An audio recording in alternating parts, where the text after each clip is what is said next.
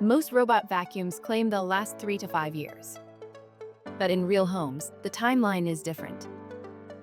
After the first year, battery capacity usually drops. Around year 2, brushes, wheels, and side motors start wearing unevenly.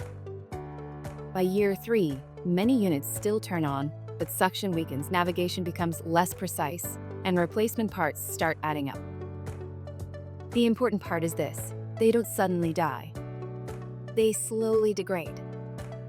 And most people replace them not because they're broken, but because performance no longer feels worth it.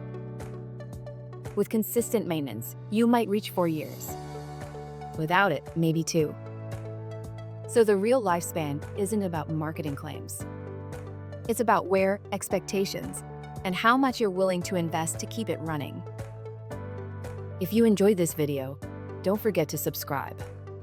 Buy smart and save your money.